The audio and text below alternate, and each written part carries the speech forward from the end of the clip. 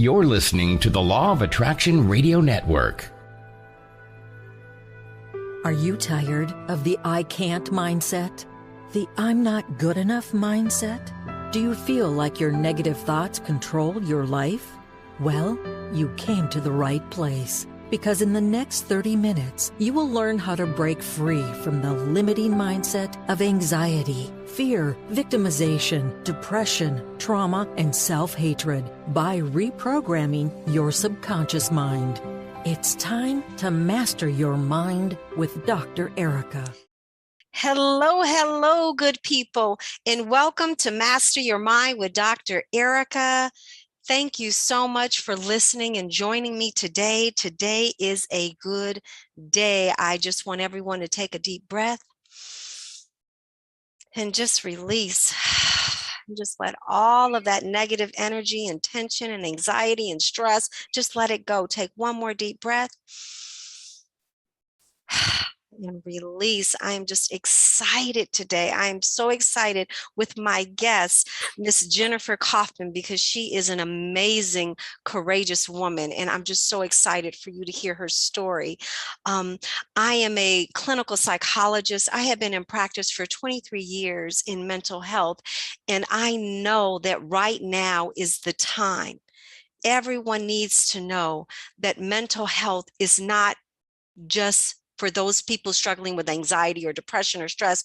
It is for every human being. I always say mental health is really human health, because if you're human and you're on this life's journey, your life's journey, my life's journey, we are going to go through some obstacles. We're going to go through challenges. We're going to experience stressors and anxiety and depression in moments in our life where we need the encouragement, the support, the guidance. And that's what I do.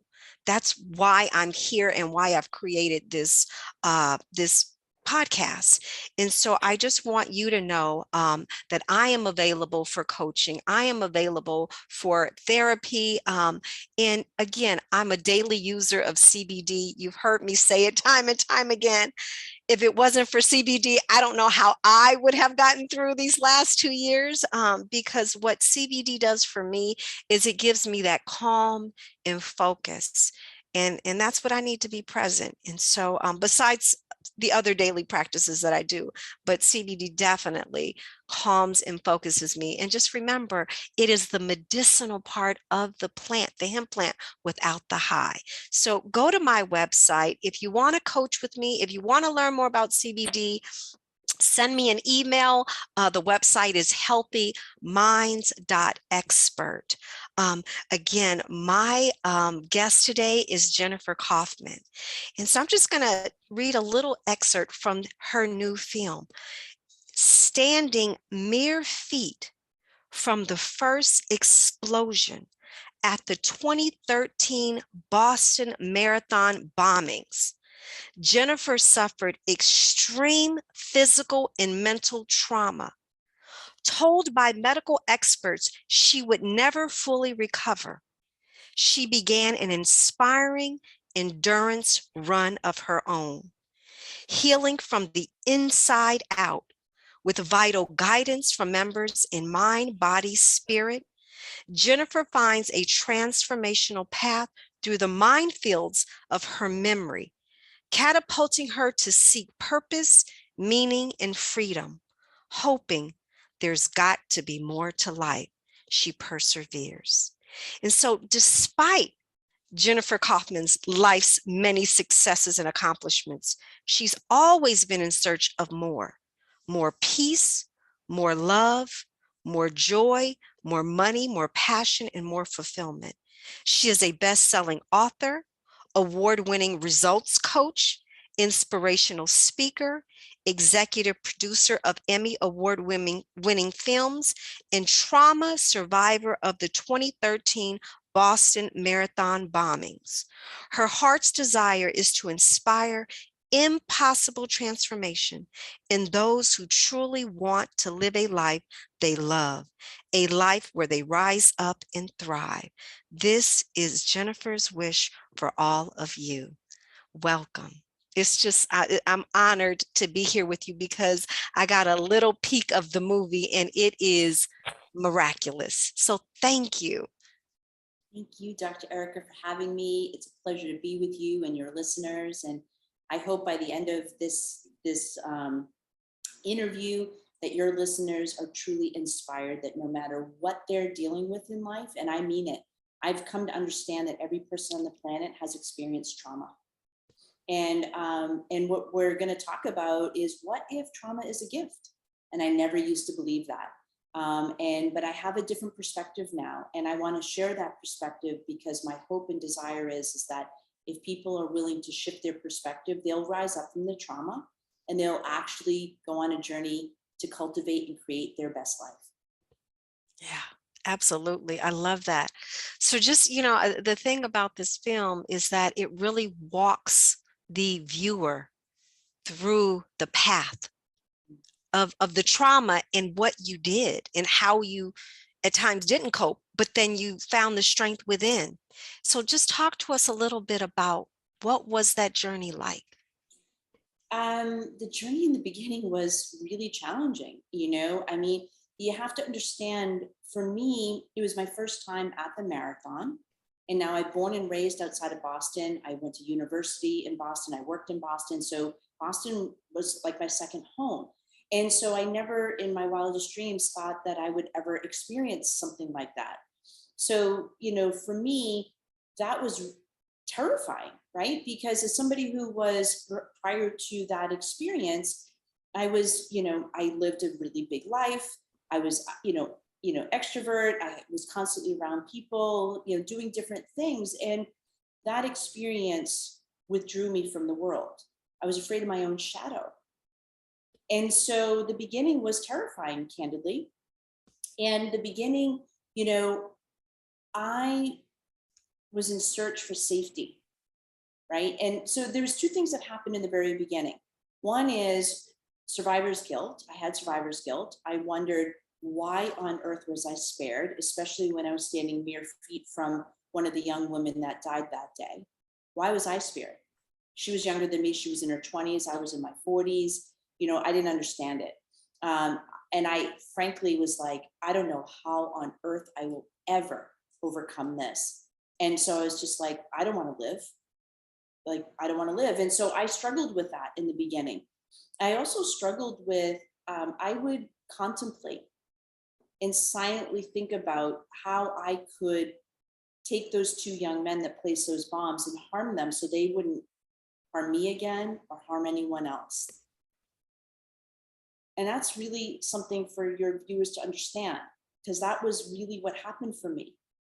It was awful. And so I had to deal with that, right? And over time, I realized that thinking and that way, in that contemplation, if I acted on it, the truth is I'd be no different than them. And that when I got that awareness, again, it took me time to see that. But when I got that awareness, I was like, oh my gosh. And I realized I had to heal the terrorist that lived within inside of me. And that actually became a pivotal point for me, right? Because I had to learn how to heal that terrorist that lived inside of me. I had to learn to make peace with some really horrific things that I had experienced. And I had to learn to forgive, something that was super challenging for me. Because although I understood, forgiveness is about setting yourself free, I was like, well, okay, it's easy to forgive if somebody missed an appointment or, accidentally said something that hurt me. But when something happened that literally shattered my world and life as I knew it was dead, how do you forgive that? For me, that was like forgiving the unforgivable. And so it took me quite a long time to get to the place where I could forgive. And that's what set me free. But I want to say that there was also a perspective shift. I had childhood trauma. I had trauma as a young adult, but I also had successes in the middle of that. What I didn't understand at the time, because my background is in business, I do not have a mental health background, and I do not have a health background. And so I wasn't aware that unresolved trauma actually has a compound effect. So after my experience in the bombings, I had flashbacks daily, multiple times a day. After several days, what started to happen is not only I'd have flashbacks about the bombings, I started to have flashbacks of my childhood trauma and other trauma that was unresolved. And I honestly thought I was going crazy. I was like, I felt like I was being punished. And I didn't understand it because, you know, I view myself as a good person, as a law-abiding citizen. I don't understand, why is this happening to me? And frankly, it was so daunting and so overwhelming that I contemplated taking my life a couple of times in this journey, to be candid, because I didn't know at the time how to rise up from that. Fortunately, I didn't take my life, because it has brought me to this place 9 years later, where I have so much insight and so much wisdom that can help other people that are struggling with their trauma, no matter what it is. And so that's the truth. And so this perspective change that I had was, I used to view trauma or the bad things that happen in life is that it's happening to me, right? It's happening to me, and I was being punished, right? And so that comes from a very disempowerment place. Through my journey in healing from the bombings, a couple of years in, I had this perspective change. What if it's happening for me instead of to me? And I was like, okay. And so that's when I started to understand that, wait a minute, what if trauma is a gift? Now that sounds really crazy, really audacious, really bold. I get it. But what if it is? And I started to think about, well, what if trauma is like the shit that you put down to grow plants, like the manure that they put on seeds to make them grow and to make them blossom? What if? Now, by asking that what if, and by asking what if trauma is a gift, it opened something up for me. It opened up a curious side, and opened up, and I actually felt more empowered rather than disempowered. And I started to go, I might be onto something here. And so it was a shift in mindset, right? And a shift in perspective that started to take me on a different path. And then I started to look for the good that happened in this horrible situation. Horrific, terrifying. And you're like, look for the good? That's crazy, right? But it actually isn't. And I share, in the film, and I also share in, I was featured in a book with Jack Canfield, Mastering the Art of Success. And I talk about, what if we look for the good in the so-called bad things that happened? It rewires our brain, and it focuses on, looking at things differently, and it takes us on a different path and a different journey. It takes us, on a path. It's like a treasure hunt. I'm like a big kid, really. And it's like a treasure hunt. Like, oh, right, I'm going to go digging for treasure, digging for gold by looking for the good. It's not on the surface. You actually have to go within. You got to actually go within. And, over time, I started to realize that, oh my gosh, complete strangers sent these loving messages of hope and inspiration. They don't even know me. I don't even know them. People started to make gifts. Who does that? Friends in my life that I hadn't seen or connected with in years come to my aid and run with me on the marathon, so I could come full circle. Who does that? That's the good that can happen when we open up. I love it. I just want to ask, what do you think was it that helped you shift? Because I know you used a lot of different modalities of intervention, the sound healing, the talk therapy. What was it? You talked about how it was a combination of those things, but was there a moment that was like that aha moment where you just shifted? Or was it more of just a gradual awakening to the power is within me to see it differently or to experience it differently? It was the latter. It took time. So for example, and just so your viewers understand, when this happened, acupuncture was considered woo-woo for me. So, I was led on this path of learning how to heal naturally, something I did not know how to do. And yet I felt compelled to do it. And at the time, about the only things that were in my sphere that I felt comfortable with are chiropractor, nutrition, and meditation, because I had been doing them for years. So that was,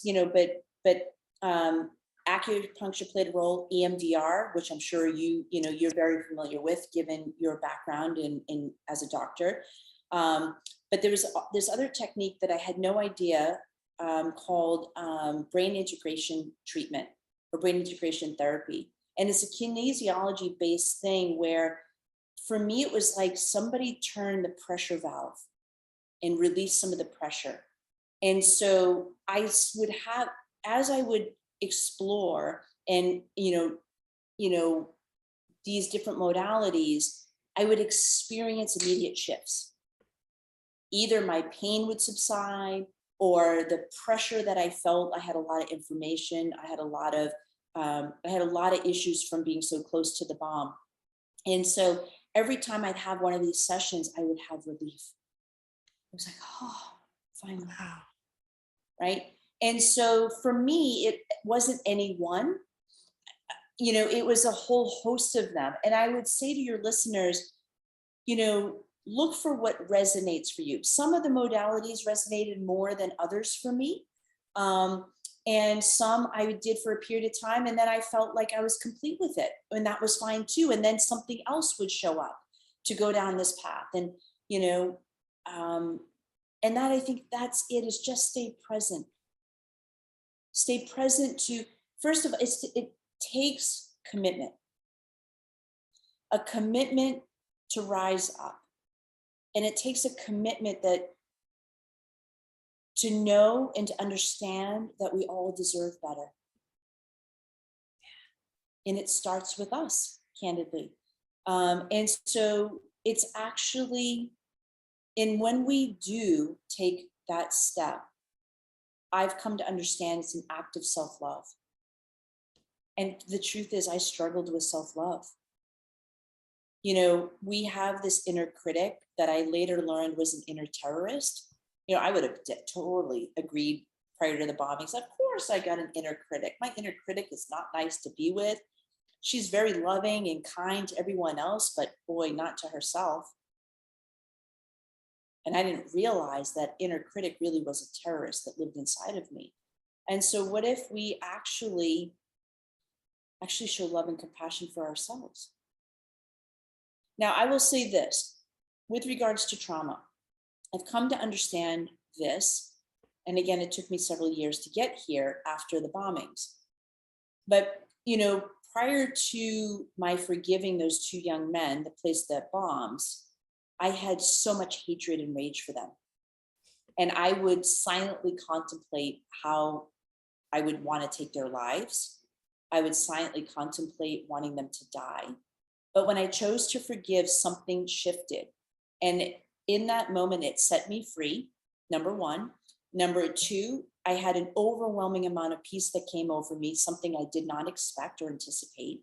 And the third thing, which was completely outside of anything I thought was possible, I had compassion for them. Now, over time, that compassion led to curiosity. And the curiosity of like, what happened to these two young men that had them do what they did?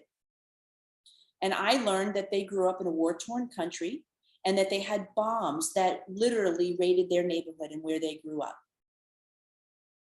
And so I believe that as we evolve as human beings, I believe every single person on the planet has experienced some form of trauma.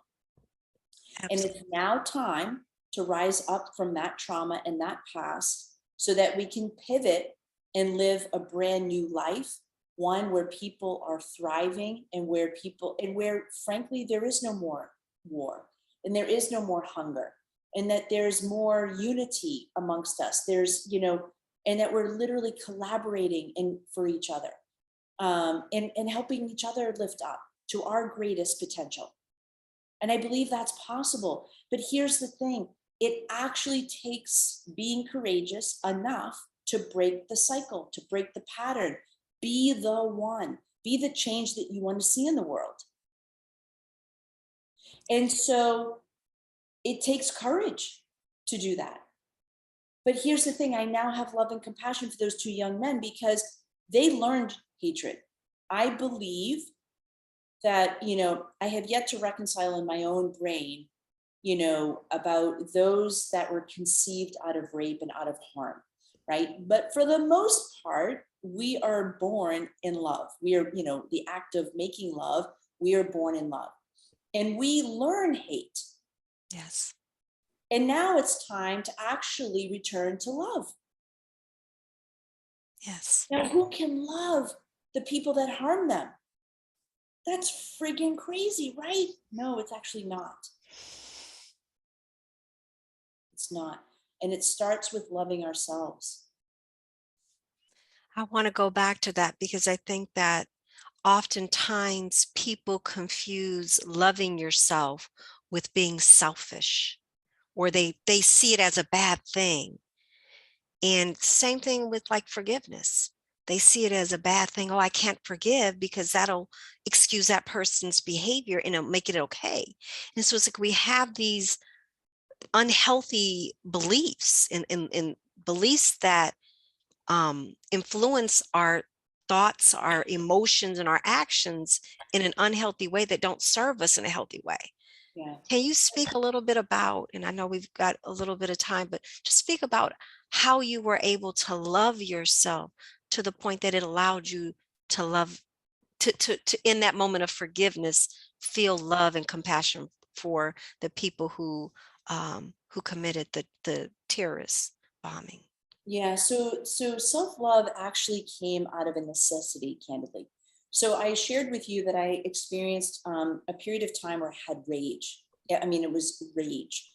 And the more angry and rageful I got, it actually set me back in my healing. So even though I was doing all these things to heal and get better, what was happening is the more I experienced my rage and anger, I was literally, it was setting myself back, which made me more angry.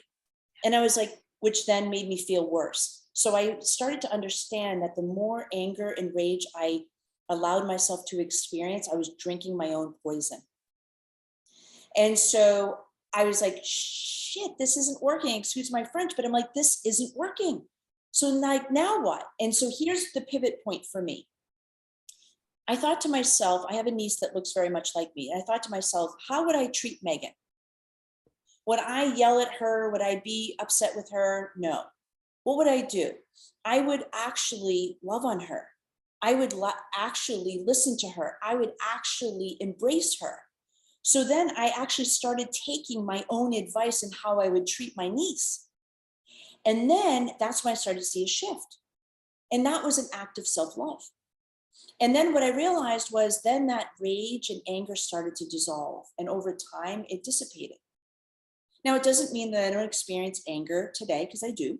I get triggered like everyone else. We're human beings, right? Anger is actually not a bad thing. And when we allow ourselves just to be with it, Christy Whitman talks about it in our film, that we can shift it in 90 seconds. And that sounds pretty audacious, but it's true. When we just allow that emotion is just energy in motion.